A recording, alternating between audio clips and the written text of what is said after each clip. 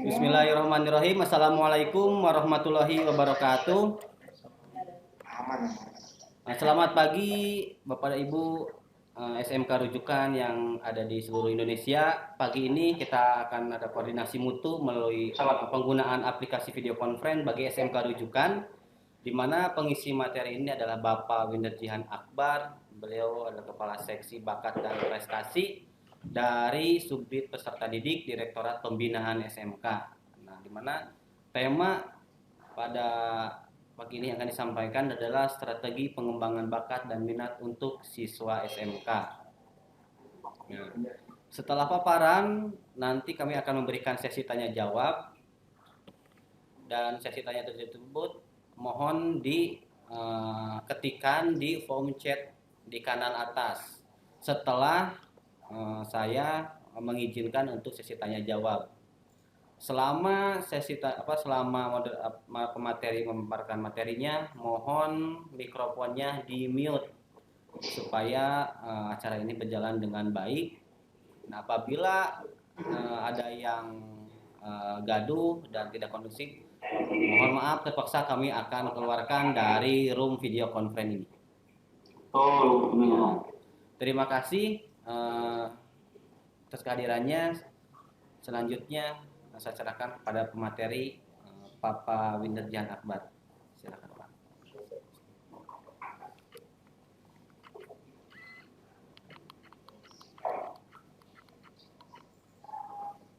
Oke. Bismillahirrahmanirrahim. Assalamualaikum warahmatullahi wabarakatuh.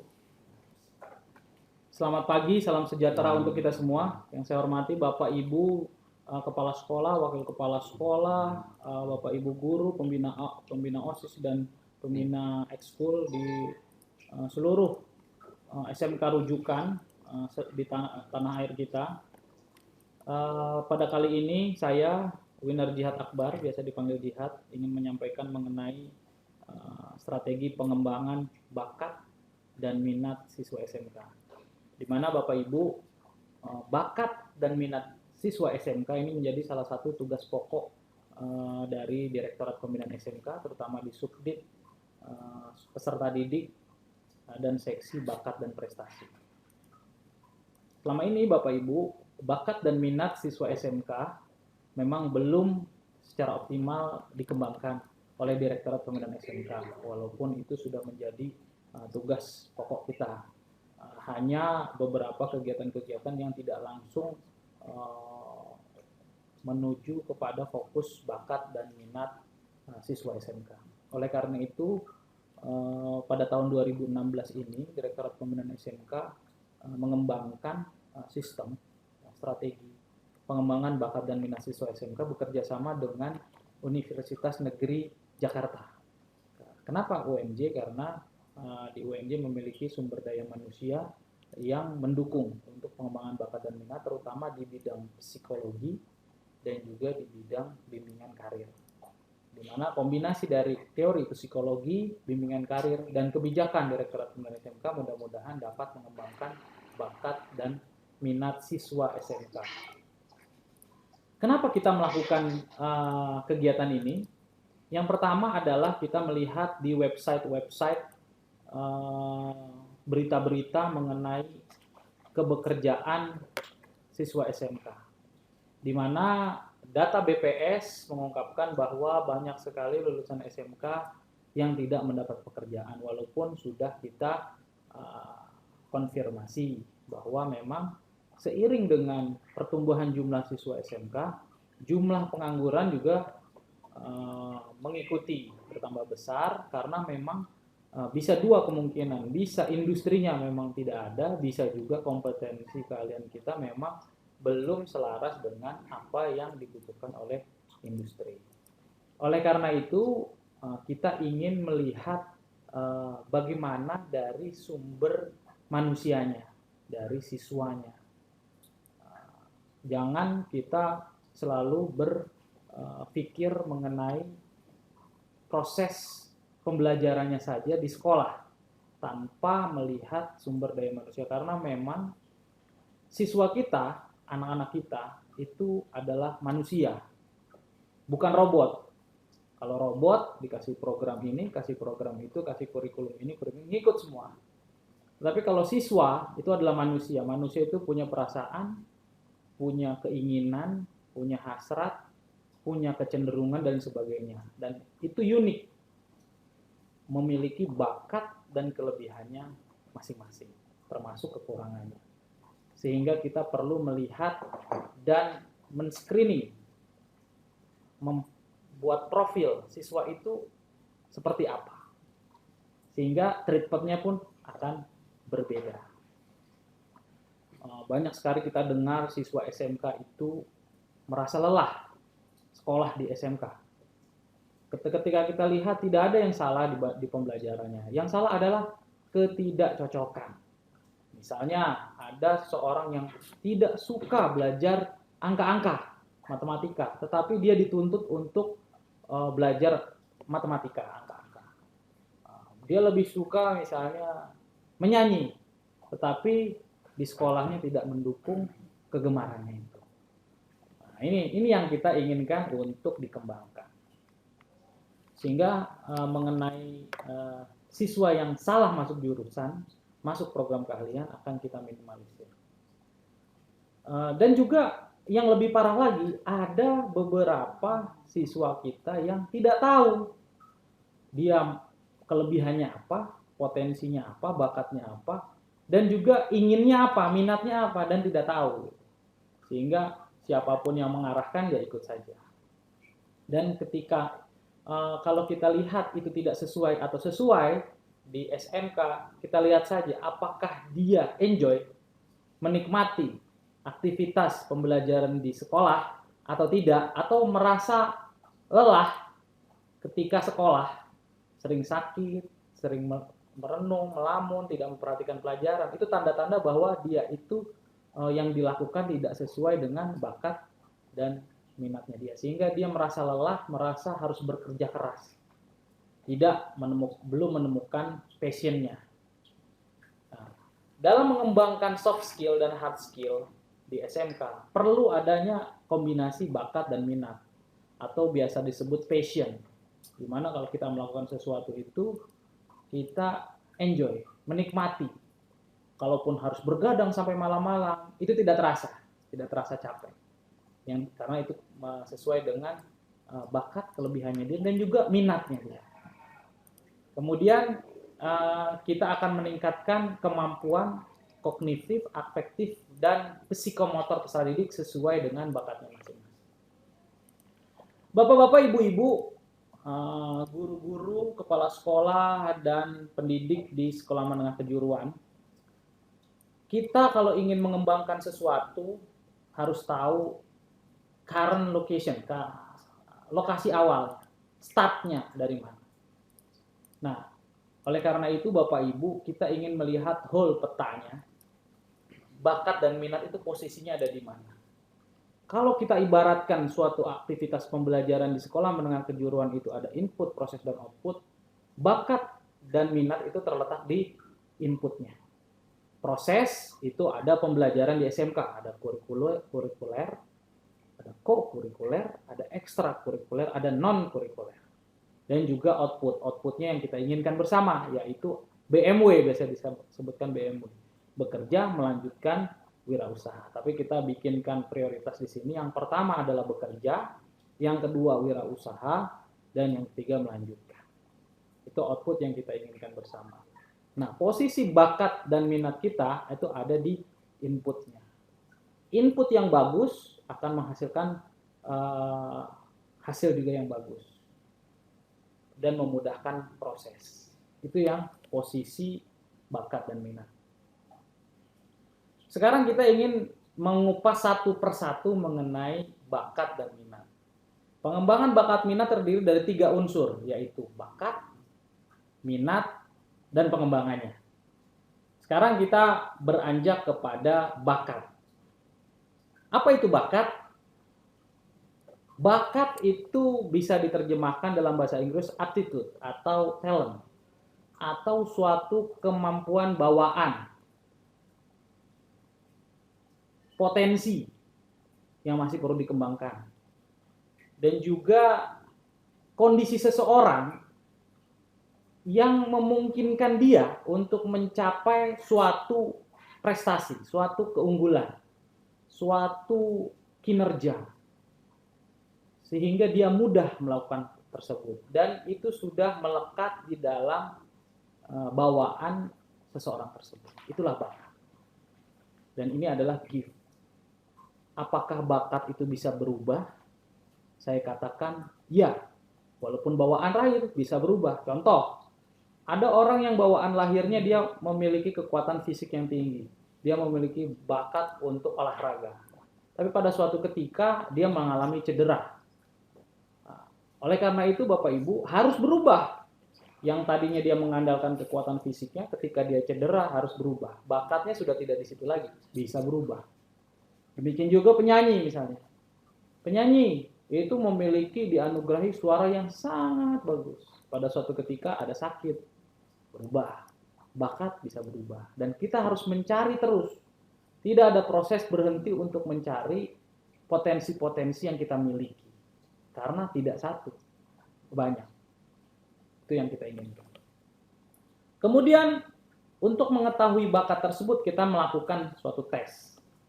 Tesnya kebetulan kita merekrut peneliti-peneliti dari UNJ untuk membuat suatu alat tes mengenai bakat yang akan kita gratiskan dan akan kita berikan kepada seluruh sekolah.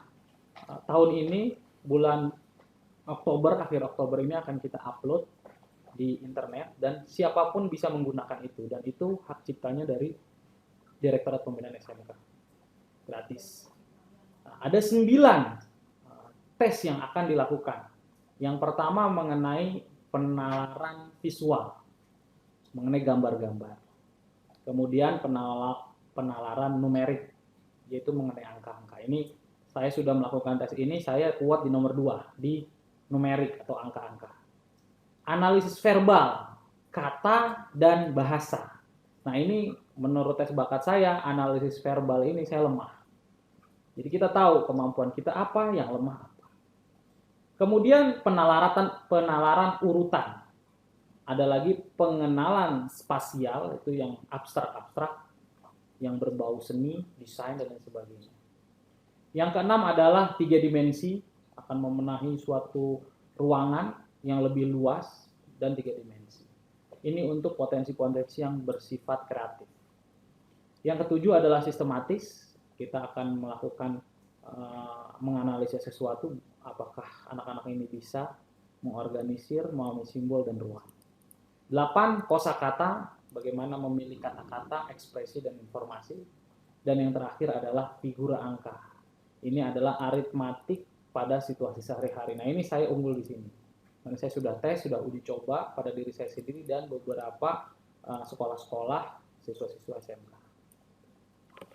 Kemudian Bapak Ibu, dari tes tersebut, dari 9 jenis tes yang tadi, kita ingin mengetahui profil bakat dari anak-anak tersebut. Nanti akan kita bandingkan dengan profil tersebut yang kita arahkan sesuai dengan kebekerjaan atau keprofesian, atau kalau kita tarik di SMK itu kepada program keahlian, di mana di SMK itu ada 3 level, ada bidang keahlian, program keahlian, ada paket keahlian. Awalnya kita ingin mengatakan, kita ingin menghubungkan ke paket keahlian, ternyata paket keahlian tersebut sangat detail. Ada beberapa paket keahlian yang bisa digabungkan. Akhirnya kita bisa masukkan ke level yang kedua, yaitu program keahlian. Di mana di sini ada sekitar 36 profil. Contohnya misalnya ada akuntansi keuangan, ada agrikultur, kultur, arsitektur, IT dan komputer, tarian, drama, bahasa Inggris, fashion, sejarah, manajemen hotel, hukum, media dan komunikasi, musik, dan lain sebagainya. Ada 36 profil. Nanti akan kita hadirkan 3 terbaik siswa tersebut masuk profil mana. Nanti 3 tersebut akan kita bandingkan dengan 3 terbaik dari minatnya. Itu adalah bakat. Sekarang minat. Apa yang dimaksud dengan minat? Minat itu adalah mengenai kecenderungan hati yang tinggi terhadap suatu gairah atau keinginan. Kita suka sama Katy Perry, udah itu nggak ada alasan kita suka. Kita suka tempe, saya nggak suka oncom, itu nggak ada alasan, itu kecenderungan hati. Jadi ada membuat dirinya jadi selektif, melakukan seleksi. Saya lebih suka ini dan tidak lebih suka itu. Ada perasaan berharga atau berarti. Saya lebih suka produk-produk Apple. Saya tidak suka produk Samsung atau kebaliknya dan sebagainya. Itu ada minat. Minat manusia itu kadang-kadang kita mengetahui, kadang-kadang kita tidak mengetahui. Makanya perlu ada tes. Nah, tes tersebut kita akan arahkan kepada yang kecenderungan tersebut dihubungkan kepada program keahlian yang ada di sekolah menengah kejuruan. Kalau kita lepas, minat tersebut akan banyak dan tidak terstruktur, banyak yang tidak berarti.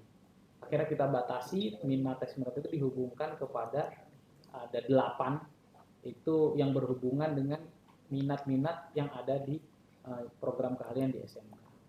Ada 8 yaitu komunikasi, seni, kesehatan, pariwisata, administrasi, teknologi, agrobisnis, dan teknik. Nanti kita bisa ketahui anak-anak tersebut setelah dites 3 yang paling diminati dari 8. Di mana dari komunikasi 8 tersebut bisa di breakdown lagi ke program keahlian. Contoh misalnya program A, komunikasi. Itu banyak hasil tes-tesnya sehingga bisa diarahkan kepada misalnya dia suka programmer, dia suka audiovisual. Oh, berarti dia sukanya yang diminati teknik komputer dan informatika. Oh, dia minat ke situ. Jaringan internet berarti dia minat ke program keahlian telekomunikasi. Dan lain sebagainya. Nanti akan ada tesnya seperti itu. Contoh seni. Oh, dia sukanya melukis. Berarti dia program keahlian yang diminati adalah seni rupa. Dan lain sebagainya.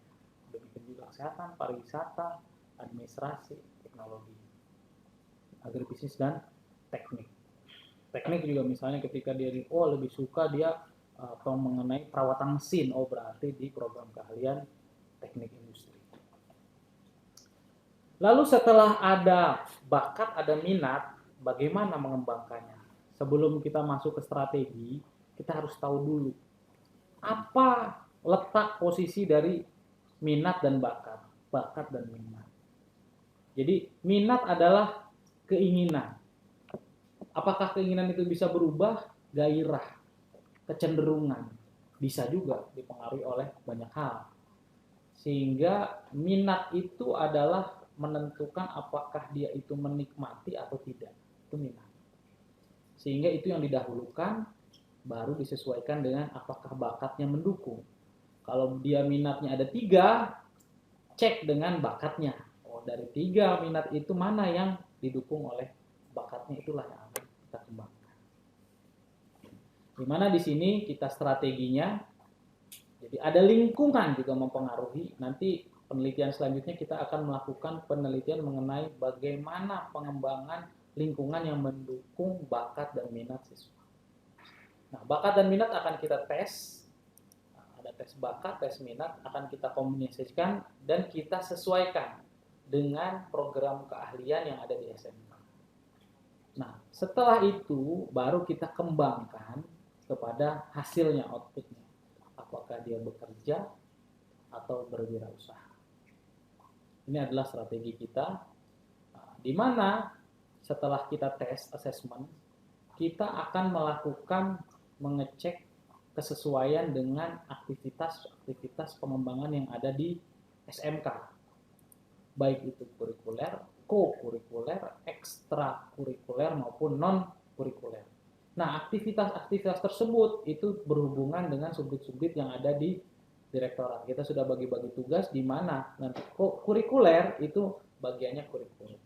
Subdit saya di subdit peserta didik yang langsung ke siswa, kita konsen kepada aktivitas-aktivitas di sekolah yang berhubungan dengan ekstrakurikuler dan kegiatan non-kurikuler.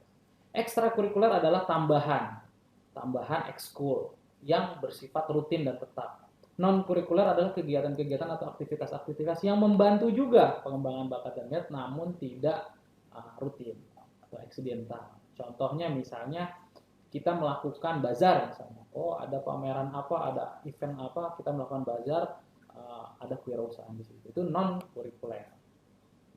Dan yang terakhir adalah kita hubungkan lagi kepada performance-nya, prestasinya, yaitu prestasi dalam bekerja, prestasi dalam wirausaha, dan prestasi ketika melanjutkan dengan IP yang tinggi dan lain sebagainya. Kalau berwirausaha berarti income-nya dan konsistenannya, bekerja gajinya berapa dan lain sebagainya. Nah ini yang akan kita hubungkan. Kita masih bakat minat ada di tahap awal, yaitu di tes dan assessment. Nanti akan kita beranjak kepada selanjutnya di level yang berikutnya, yaitu aktivitas pengembangan yang ada di sekolah di ekstrakurikuler dan non-kurikuler untuk mencapai output kita, yaitu bekerja dan wirausaha. Ini adalah contoh-contoh strategi pengembangan yang mungkin bisa kita adopt di SMK rujukan. Kita bagi bakat dan minat tersebut ke dalam beberapa kategori. Yang pertama itu mengenai akademik. Bakat-bakat, keahlian, minat yang berhubungan dengan akademik. Contohnya angka-angka, bahasa, dan lain sebagainya itu kita kategorikan supaya lebih mudah untuk pengembangannya. Misalnya contohnya akuntansi keuangan, kimia, ekonomi, bahasa, hukum yang bersifat akademik, itu kita kembangkan aktivitasnya dengan membaca. Banyak membaca, ada setiap hari membaca sebelum pelajaran, kemudian kita memunculkan, membagi kelompok-kelompok tertentu atau komunitas terhadap minat masing-masing. Nanti kita buatkan suatu aktivitas-aktivitas yang ada di sekolah, memberikan kesempatan siswa dan siswa berlatih setiap harinya dalam kelompok-kelompok bakat dan minat tersebut. Kita perlu juga mengembangkan sarana belajarnya, yaitu misalnya perpustakaannya, ruang-ruang baca, ruang terbuka untuk duduk-duduk dan berdiskusi dan lain sebagainya. Nah, pengembangan untuk wirausahanya kita bisa mengarahkan untuk membuat karya tulis sehingga dapat diperbanyak secara komersil, ataupun pengembangan terhadap suatu gagasan yang dapat memudahkan pekerjaan manusia, karena bakat itu berguna apabila bermanfaat. Makanya kita suatu gagasan itu, ide tersebut harus bisa dimanfaatkan. Nah, ini yang perlu kita kembangkan nyata di sekolah-sekolah. Saya meminta bantuan kepada Bapak Ibu guru BK, guru mata pelajaran dan sebagainya untuk ikut serta dalam pengembangan bakat ini, khususnya akademi khusus yang ada di SMK. Nanti ini diarahkan untuk kemampuan dia dalam beradaptasi. Bagaimana lingkungan kita sering berubah, perlu ada beradaptasi, dan dengan kemampuan akademik ini dia bisa belajar cepat untuk memahami perubahan dan berganti materi baru, berganti konsentrasi baru. Itu perlu ada pendekatan strategi pengembangan untuk akademik. Yang berikutnya kreatif produktif. Kreatif produktif itu adalah bakat dalam menciptakan sesuatu yang baru. Misalnya contohnya membuat program komputer yang baru, ada arsitektur, gambar yang baru. Nah, contohnya jenis-jenisnya adalah yang catering, membuat masakan baru, arsitektur, komputer, ekologi, tata busana, dan lain sebagainya. Di mana Bapak Ibu, pengembangan yang bisa kita lakukan adalah memadukan kegiatan membaca dan menulis. Kalau tadi membaca, ini menulis. Nah, menulis itu kreatif. Ide-idenya ditulis. Memberikan ragam bahan untuk membaca, untuk membuat daya kreativitas kita semakin luas, semakin tinggi. Memberikan kesempatan untuk berbicara dan mendengarkan, melibatkan dalam pemecahan permasalahan. Dan juga sekolah-sekolah bisa memberikan sarana-sarana untuk pengembangan bakat kreatif dan produktif tersebut, yaitu memberikan ruang untuk berkarya dan lain sebagainya, literatur yang banyak, menyediakan ruang-ruang diskusi, kelompok-kelompok, komunitas-komunitas tertentu, dan juga kita bisa memberikan kesempatan untuk berwirausaha. Karena menurut Pak Direktur, bakat dan minat tersebut harus dihubungkan dengan wirausaha supaya bisa berguna bagi masyarakat. Contohnya lagi strategi untuk pengembangan bakat-bakat yang berhubungan dengan seni. Bakat, keahlian atau minat yang berhubungan dengan seni yang mampu misalnya contoh mengaransemen lagu, melukis, drama dan lain sebagainya. Nah, ini kita kembangkan dalam kegiatan-kegiatan ekstrakurikuler.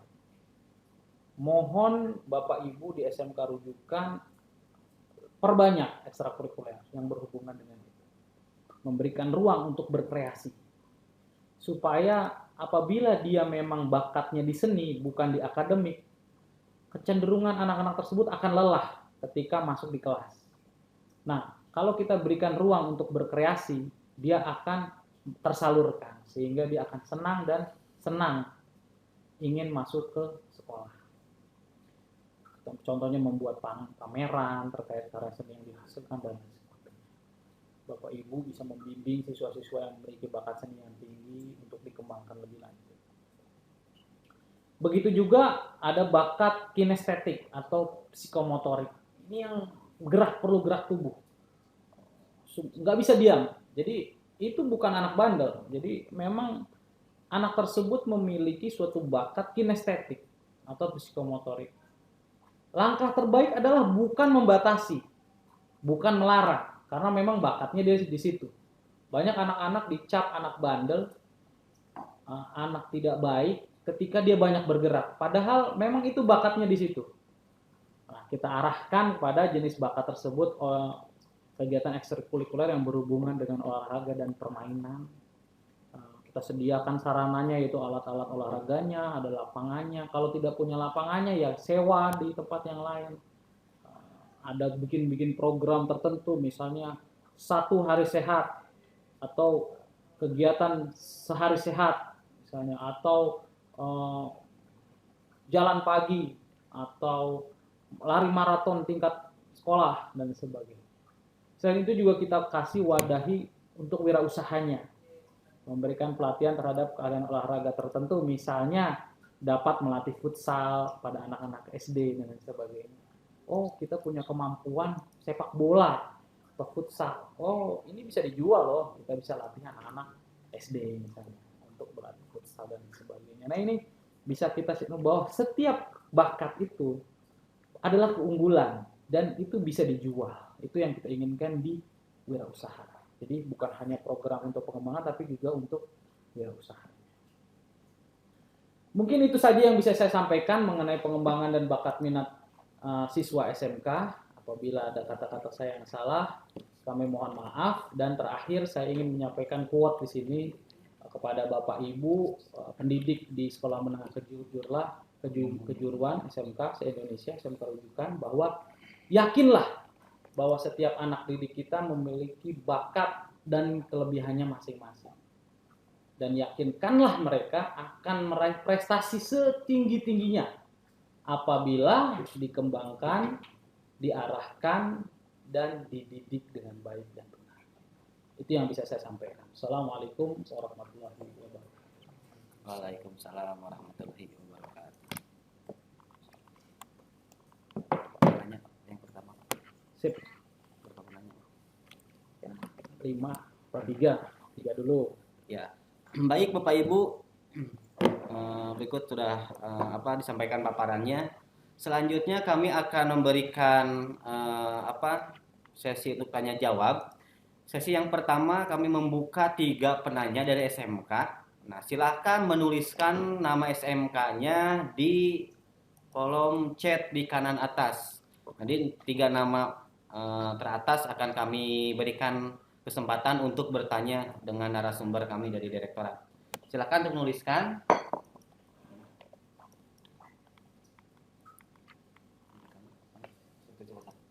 Ya, yang pertama SMK Negeri 1 Cilacap. Silakan Pak, SMK Negeri 1 Cilacap. SMKN 1 Cilacap.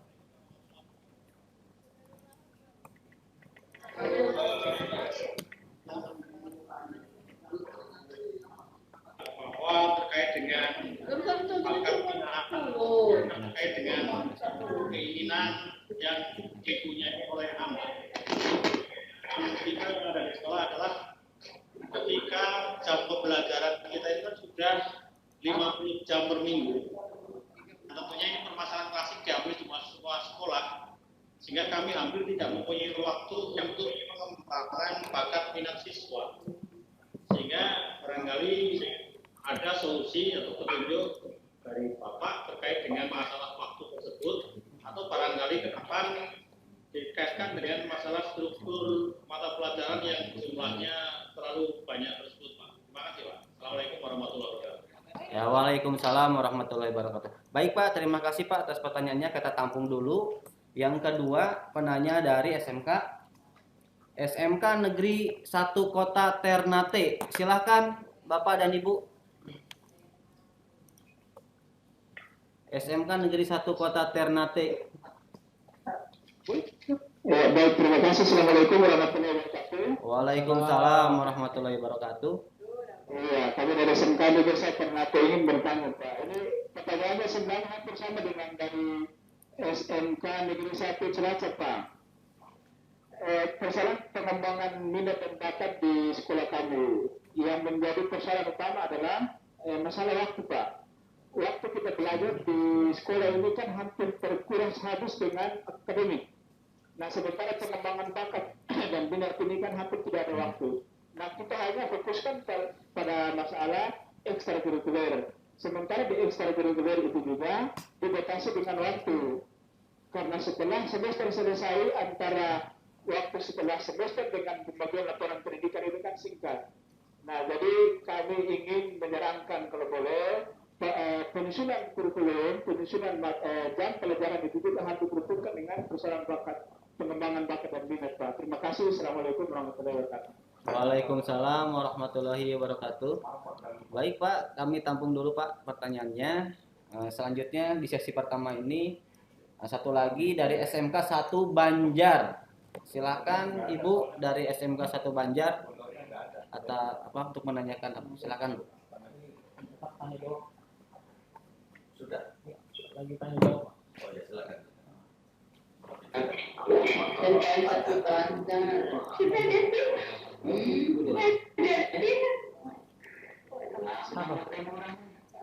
SMK berapa? SMK 1 Banjar. Ya. Bentar Pak ya. Ada tentang apa Pak? Samain aja. Ini kan kita mau bicara yang Toronto sama. Oh iya. Ya, sebentar Ibu, sebentar. Ya, silakan Ibu dimulai pertanyaannya Bu, SMK Negeri 1 Banjar, silakan. Ya, baik, langsung saja Pak ke pertanyaan. Tadi Bapak sudah memaparkan tentang tes bakat yang memang mungkin nanti akan diberikan kepada sekolah rujukan. Nah, yang akan kami tanyakan itu prosesnya langsung sudah hasil dari sana atau memang kita di sini sebagai BK, karena di sini pengembangan bakat dan minat itu program BK dan kesiswaan, apa itu langsung hasil dari sana atau memang kita yang memproses. Terus yang kedua Pak, permasalahan tadi yang dipaparkan oleh Bapak bahwa input itu kan akan menjadi penentu ya output yang nanti kita akan ciptakan untuk anak-anak kita. Nah, permasalahannya di sini tadi Bapak mengatakan untuk penentuan jurusan itu harus betul-betul disesuaikan dengan bakat dan minat. Tetapi di sini permasalahannya kadang kita oleh kuota Pak, kita tidak bisa memfasilitasi semua anak masuk ke jurusan atau ke prodi yang sesuai dengan bakat dan minat yang ada. Nah, itu akan menyalahi aturannya atau bagaimana, atau mungkin ada solusi dari Bapak untuk permasalahan yang selalu yang tadi itu kami hadapi. Karena memang tidak semua kami bisa memfasilitasi anak-anak itu masuk ke prodi yang sesuai dengan bakat dan minat. Terima kasih Pak. Sudah cukup Ya. dulu ya. Baik Bu, terima kasih atas pertanyaannya. Baik, cukup 3 dulu pada sesi pertama ini. Akan dijawab oleh pembicara kami. Silahkan Pak. Oke, ada 3 penanya tapi ada 2 pertanyaan. Pak SMK 1 Cilacap dan SMK 1 Kota Ternate sama ya, mengenai waktu. Jadi Bapak Ibu, kita itu sama-sama memiliki waktu yang sama. Jadi kalau misalnya dibilang tidak punya waktu, ya menurut saya tidak tepat karena semua orang sama waktunya 24 jam sehari. 365 sepertiga hari setahun, sama. Jadi ini adalah pentingnya masalah manajemen waktu. Nah, untuk kurikulum itu kan di SMK itu kan jam-jamnya sudah ditentukan. Yang perlu dibuatkan adalah yang masih fleksibel adalah ekstrakurikuler dan non kurikuler.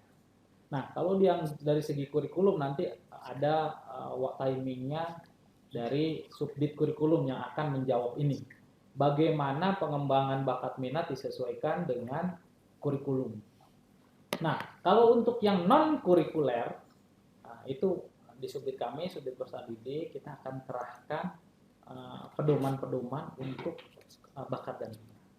Sekali lagi Bapak Ibu, bukan hanya kalau kita melihat pengembangan bakat dan minat, bukan hanya ekstrakurikuler maupun non kurikuler, namun juga ada yang melekat di kurikuler. Karena bakat dan minat itu kalau kita sudah sesuaikan dengan program studi keahlian, yang dikerjakan di program studi keahlian, di produktifnya tersebut itu memang bakatnya dia dan minatnya dia. Jadi ketika dia belajar, dalam waktu belajar, jam belajar itu sudah otomatis dia mengembangkan bakat dan minatnya karena sudah sesuai. Jadi kita arahkan penyesuaian bakat dan minat dengan program keahlian yang diambil. Sehingga selaras. Dia belajar di sekolah sesuai dengan kurikuler, dia juga otomatis mengembangkan bakat dan minatnya dan dia enjoy sehingga menemukan passionnya. Diutus oleh Tuhan di dunia itu dia mau jadi apa sih gitu. Sesuai bakat dan juga minatnya dia enjoy melakukan tersebut walaupun itu bukan di luar sekolah tapi di dalam jam belajar. Itu juga mengembangkan dan minatnya karena bukan hanya olahraga, karena banyak juga anak-anak yang memang bidangnya itu sesuai dengan kompetensi keahliannya dia. Nah, Bapak Ibu, saya ingin menggambarkan mengenai hal ini suatu ilustrasi di sekolah binatang. Sudah tahu semua ya, sekolah binatang. Jadi ada ikan, ada burung, ada macan dalam suatu sekolah. Di mana anak-anak burung, anak-anak ikan dan anak-anak macan itu memiliki bakat masing-masing dan minat masing-masing. Tetapi dijadikan di satu sekolah yang kurikulumnya sama. Dia harus bisa terbang, harus bisa berlari, dan harus bisa berenang. Bayangkan Bapak Ibu. Ketika dia punya potensi berenang, ikan, disuruh untuk terbang, dia akan mati. Bahkan dia tidak akan bisa berenang lagi karena dia disuruh terbang. Demikian dengan burung. Dia punya bakat dan minatnya itu terbang, tetapi dipaksa untuk berenang. Bukan hanya dia tidak bisa berenang, tetapi kemampuan terbangnya juga akan hilang karena dipaksa berenang. Itu yang kita ingin hindari. Demikian juga macan, dia berlarinya sangat kencang, sangat kuat, tetapi disuruh berenang, bukan hanya tidak bisa berenang, malah kemampuan larinya hilang. Itu yang kita tidak inginkan, kita cegah. Jadi Bapak Ibu, kalau sudah sadar, ya kita lihat dari awal. Dari awal rekrutmen kita cek kesesuaiannya. Oleh karena itu, ini kan baru pertama nih. Nanti tesnya berhubungan dengan pertanyaan yang ketiga dari SMK Negeri 1 Banjar bahwa tes ini akan gratis. Yang melakukan adalah semua guru bisa melakukan, terutama guru BK. Jadi kita bikinkan nanti ada bukunya di sini nih. Buku pedoman pengembangan bakat dan minat. Ini terdiri dari 4 buku. Kalau dipecah, bukunya itu ada pedomannya. Ini pedomannya, konsepnya, definisinya, segala macamnya yang tadi saya sampaikan, blueprintnya. Dan kedua ada panduannya. Nah, panduannya step by step ini. Step by step untuk melakukan tes bakat dan minat kepada anak-anak. Jadi siapapun bisa melakukan nanti. Step by stepnya ada di sini untuk melakukan tesnya. Dan ini ada lagi 2, ada alat tesnya. Ada alat tes untuk bakat, ada alat tes untuk minat. Dan semuanya sudah ada cara pengolahannya. Tinggal dilakukan oleh semua guru-guru. Nah, langkah berikutnya nanti akan kita buatkan sistem. Sistem IT-nya nanti kita akan buatkan sistemnya tahun depan ya, tahun 2017. Dari ini nanti kita akan buat sistemnya, anak-anak mengisi langsung otomatis sudah keluar hasilnya. Tapi untuk sementara manual dulu, nanti manualnya cara untuk mengolahnya akan kita berikan dan bisa dilakukan oleh orang yang non psikolog. Siapapun bisa melakukannya, terutama guru-guru bisa melakukan untuk memberi kesimpulan anak itu bakatnya apa dan minatnya apa dan cocoknya di kompetensi kalian yang mana. Nah, setelah itu kita juga buatkan strateginya. Kalau sesuai ya sudah bagus, kalau yang tidak sesuai bagaimana. Nah, intinya adalah Bapak Ibu, manusia itu unik dan diberi kemampuan untuk belajar. Tidak seperti binatang yang kalau dia bisanya terbang ya nggak bisa berenang. Beda dengan manusia, memiliki daya adaptasi yang tinggi. Sehingga kalau kita melihat film-film misalnya ada, mungkin sudah pada tahu film kungfu misalnya. Dia itu tidak berbakat misalnya. Tapi dia berlatih silat. Tapi dengan bersungguh-sungguh, dengan bekerja lebih keras, dia akan hasilnya lebih bagus. Walaupun dia tidak berbakat. Itu banyak sekali cerita-cerita. Nah, kalaupun namanya bakat, yang membedakan adalah kemudahan untuk melakukan sesuatu itu dalam waktu tempo yang singkat. Misalnya, saya ini berbakat di bidang matematika, angka-angka dan numerik. Saya bisa belajar matematika, memahami suatu aritmatika dalam waktu sehari misalnya. Ada orang yang tidak berbakat, tetapi dia bisa melakukan itu sama dengan orang yang berbakat dengan waktu yang agak lebih lama. Itu yang kalau tidak sesuai. Jadi kesesuaian dan ketidaksesuaian itu menjadi catatan Bapak Ibu guru untuk melakukan treatment kepada seseorang. Oh, dia tidak cocok di sini, sudah terlanjur, sehingga perlu ada treatment khusus dengan usaha yang lebih keras. Seperti itu. Nah, Bapak Ibu tunggu, nanti akan kita berikan semua alat tesnya tersebut dengan gratis dan ada tata cara untuk mengolahnya, untuk sampai keluar kesimpulan. Mungkin itu saja. Selanjutnya, sesi kedua.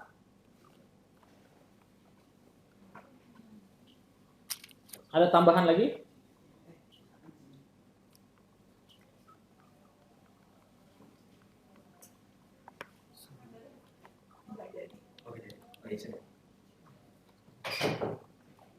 Gimana Kang Dadan?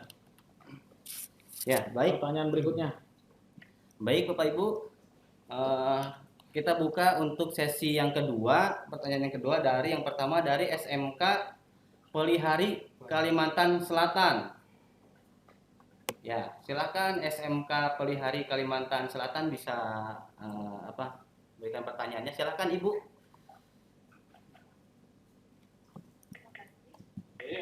Assalamualaikum warahmatullahi wabarakatuh. Waalaikumsalam warahmatullahi wabarakatuh. Untuk pertanyaan kami mengenai pembinaan ekstrakurikuler. Untuk biaya yang dikeluarkan untuk kegiatan ekstrakurikuler itu kita harusnya dari dana bos.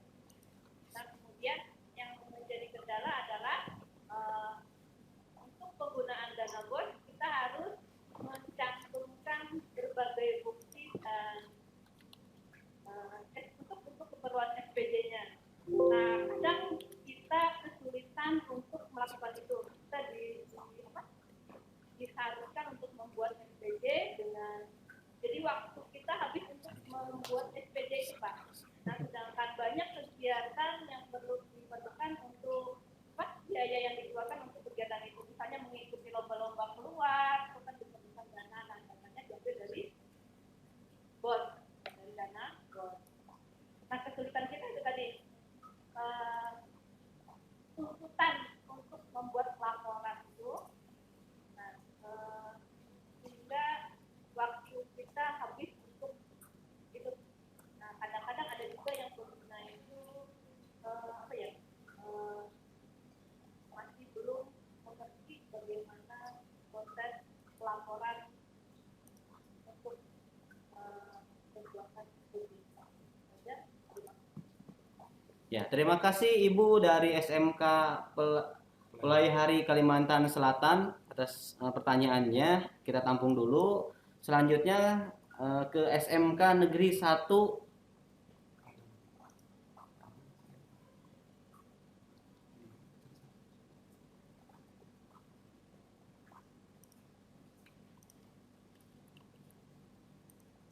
ke SMK Negeri 1 Padang. Silahkan, Pak.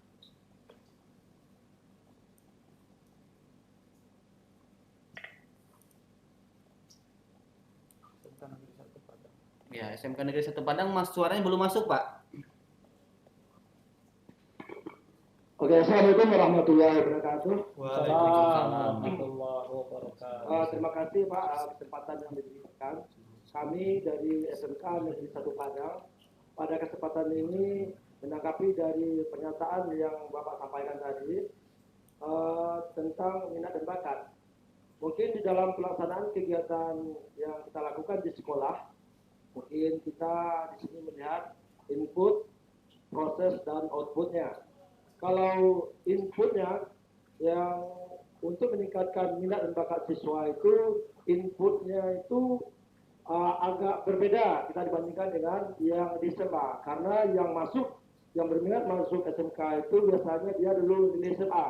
Kalau online, kemudian pilihan keduanya baru dia masuk ke SMK.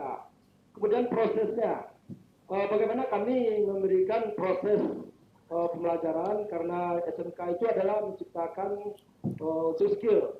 Kalau kita meningkatkan minat dan bakat untuk pengembangan dirinya, itu rasanya kurang, sehingga nanti mungkin fasilitas dari sekolah pun untuk ini disampaikan teman-teman tadi dari sekolah lain itu waktu, kemudian keuangan juga agak kurang.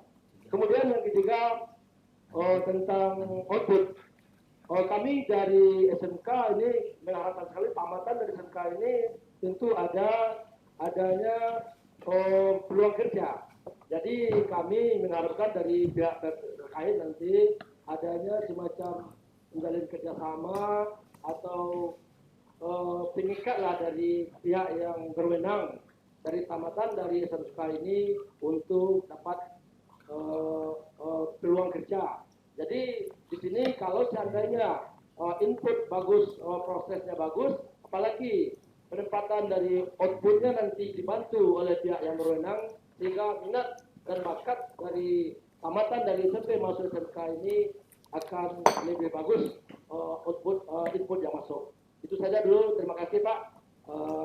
Kami sudahi dengan wassalamualaikum warahmatullahi wabarakatuh. Waalaikumsalam warahmatullahi wabarakatuh. Terima kasih Bapak dari SMK Negeri 1 Padang. Pada sesi 2 ini ada penanya yang terakhir, yaitu dari SMK Negeri 2 Praia Tengah NTB. Silahkan Bapak. Praia Tengah NTB. Ya. Mohon diaktifkan Pak mikrofonnya Pak.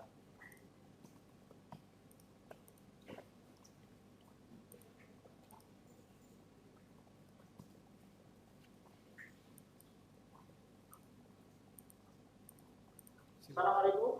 Waalaikumsalam warahmatullahi wabarakatuh. Gimana Pak Ustadz? Assalamualaikum warahmatullahi wabarakatuh. Waalaikumsalam warahmatullahi wabarakatuh. Silakan Pak Ustadz. SMK 2 Praia Tengah. SMK 2 Praia Tengah. Kebetulan kami ini jurusan teknik, SMK teknik. Kami kebanyakan siswa kami dari daerah-daerah yang jauh dari perkotaan. Itu untuk mengetahui minat dan prestasi siswa ini, kami membutuhkan semacam tes yang kira-kira kami bisa arahkan nanti siswa kami ke jurusan-jurusan yang mereka inginkan. Yang kami minta adalah soal-soal atau yang berkaitan dengan minat dan bakat siswa itu. Mungkin Bapak punya aplikasi yang bisa kami dikirimkan untuk menjaring kemampuan minat dan prestasi belajar siswa tersebut untuk kedepannya, supaya kami bisa menempatkan siswa itu sesuai dengan pilihan mereka masing-masing. Demikian, terima kasih. Assalamualaikum warahmatullahi wabarakatuh. Waalaikumsalam warahmatullahi wabarakatuh. Terima kasih Bapak dari SMK 2 Praia Tengah NTB. Ya. Berikut silakan Pak pembicara akan menjawab pertanyaan dari 3 penanya tadi, Pak. Oke, mengenai biaya, Bapak Ibu,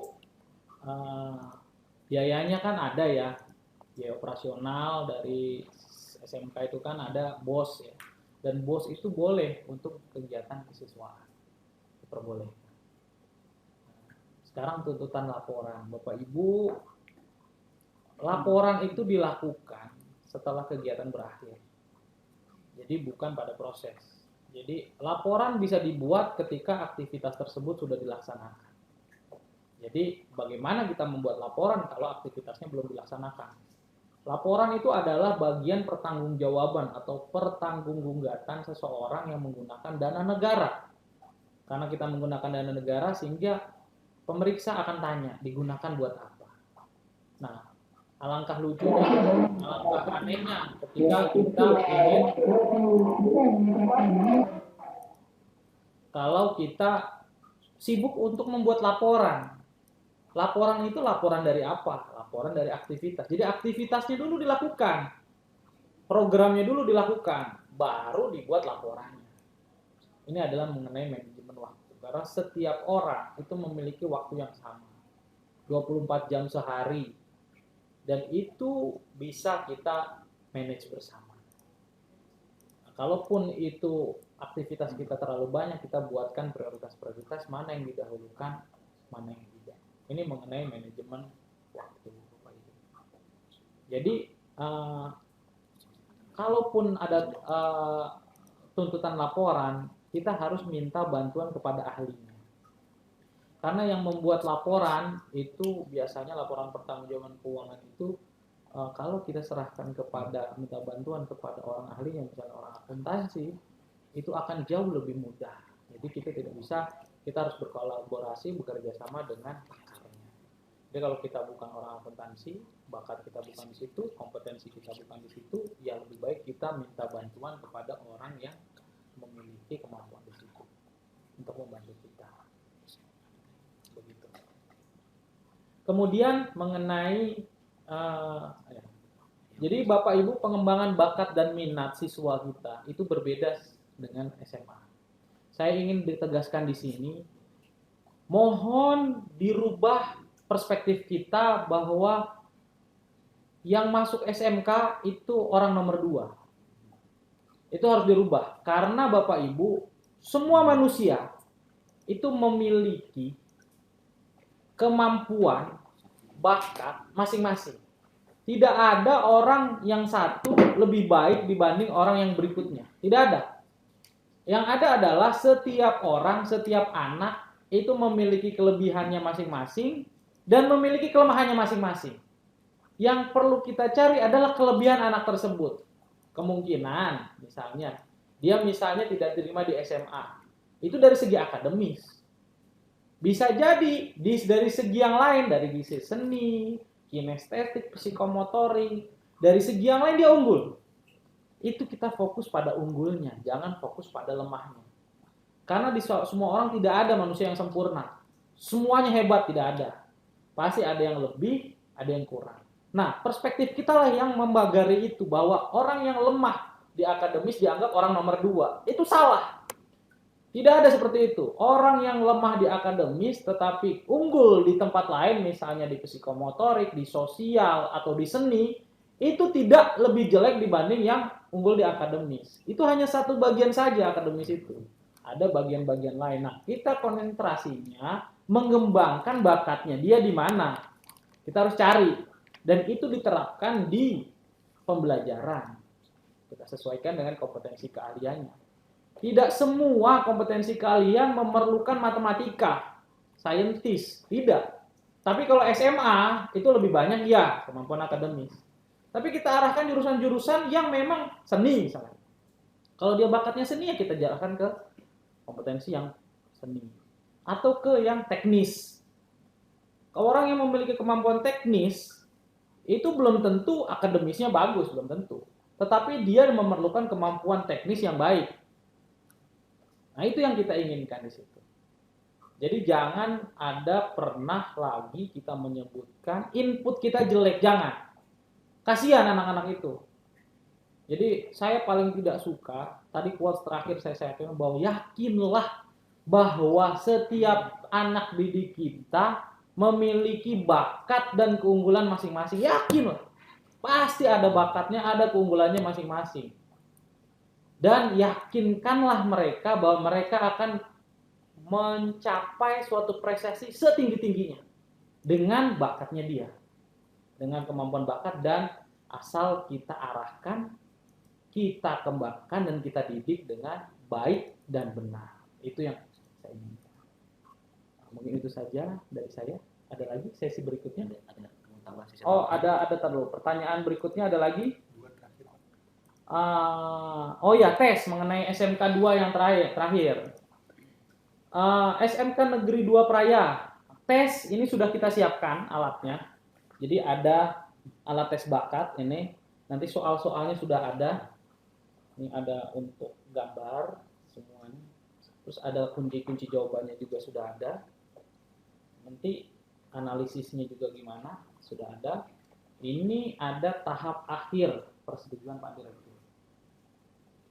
Kalau ini sudah disetujui akan kita upload. Ini tahap pertama, manual.